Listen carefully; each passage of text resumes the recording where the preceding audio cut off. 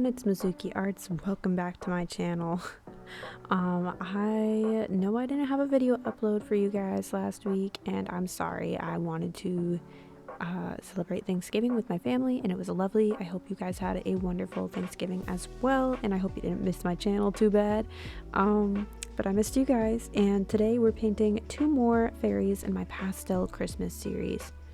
We're doing 2 fairies in this video, unlike my last few videos, just because I feel like I have a lot of December art that I want to show off, and only so much time to really do it, so I wanted to do 2 in 1 video, wrap this series up quick. So I hope you guys don't mind that these 2 girlies did not get their own special individual videos.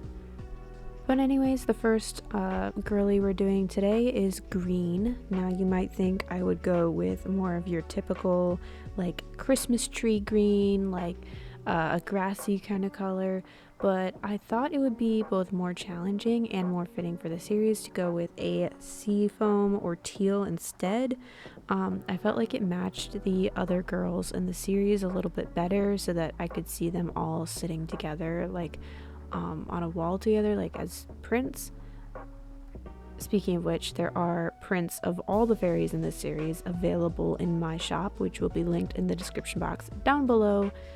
But anyways, when designing this girly, just like quite a few of the other fairies in this series, I kept thinking about ice skating outfits, like the short little skirts, the lace details, the beading, the gemstones, things like that, like the sheer parts. And I also themed her around like wrapping paper and ribbons. Pretty much all the other fairies in this series have like an underlying theme too. Like my orange girl you'll see is themed around like ornaments and lights, and my pink pastel fairy is themed around like peppermints and candy canes. So to translate this theme of like, you know, wrapping paper and also ice skating and ribbons all into one costume, I gave her a lace-up dress with a sheer like part of the bodice and sheer sleeves with a swirl design that's echoed in her wings. This is coupled with bows, which are everywhere. They're throughout her design. They're on the little present earrings on her ears. They're on her cheeks, they're on her wings. There's a big one at the back of the dress, which you see instead of like the beginnings of a skirt, you just see that giant bow, which I thought was pretty great. She has her back turned to us, which I thought was a good decision just because I didn't want the poses within this series to feel too samey. I tried to keep things pretty varied and mixed up, so there's 2 half body poses for the girls' designs and then 2 full body ones. To me, this really helped the paintings to look a little better when lined up together, which was pretty important because I knew I'd want these girlies to be prints. Anyways, you might be looking at the screen thinking, if she's an ice skater, why is her hair down? And probably you'd say the same thing about the earrings too, but I don't really have a justification for that other than I thought it looked cool. 2 out of 4 of the designs I'd planned already had their hair pulled back into a tight hairstyle, and I wanted all of them to feel distinct from each other, and I felt like hair being down just fit this character more, just because as I was designing her, she took on like a meeker, softer, like very shy, maybe even like inactive or lazy kind of personality. And I don't mean that in like a negative way, I just mean like she just seems like a more chill girly. And of course I feel like it fits the design language of like all these droopy heavy bows too. So I gave her this long soft kind of wavy loose hair, and it just sort of fit her like very well.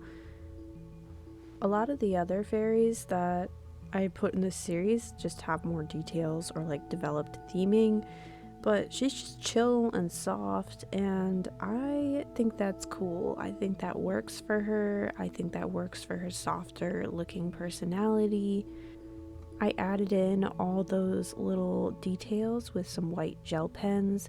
and also with white ink from Ferris Wheel Press. I cut her out and I put her over this awkward medieval window shaped background piece, and yeah, she's all done. I love how she turned out. I think she's beautiful. She looks like a candy that would go on like a gingerbread house or something, and I love that. The final pastel Christmas fairy is orange. She's themed after garland, tinsel, and warm lights. Pretty much anything shiny and sparkly that goes with the Christmas season. When sketching her out, I pulled her hair back into like a low bun. Like I mentioned earlier, half the characters in this series have like a tight pulled back hairstyle. Anyway, and it's definitely kind of similar to the one that I put on my violet or blue Christmas fairy.